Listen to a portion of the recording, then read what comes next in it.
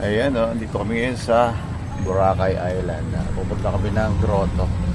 Ito. Ito. Galing kami Station 3, Station 1 yan.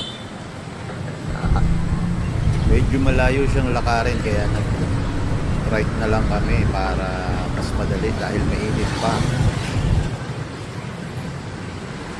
Kaya dire-diretso lang, 150 pesos ang Argila.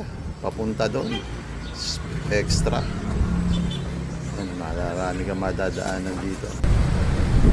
Dito yung highway nila. Sa kabila yung beach. Dito yung kainan. Dito yung beto na rin dito sa Boracay. Dito yun naman. Yan, dito kami dati. Yan.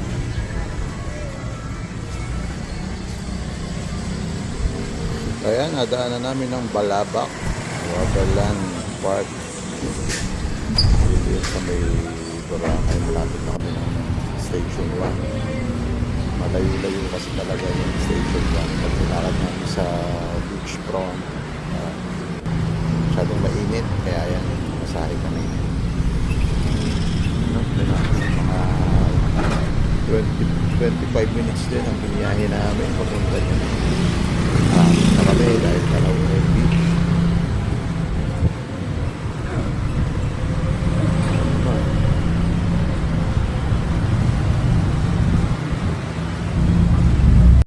Ayan, dito na kami sa Station 1. Nakabig binaba. So, ito yung daan para sa beach. Kaya naman. Iskinitang iskinita. Paglabas mo niya, napakagandang dito beach. Parang semento na yung Lakad lang kami ni Mrs. Ito nyo naman galing kasi kami ng 5 o'clock na yan. 5 p.m. Ang layo nung grotto. Kaya namasahe kami punta rito. Para pagbalik, lakad na lang.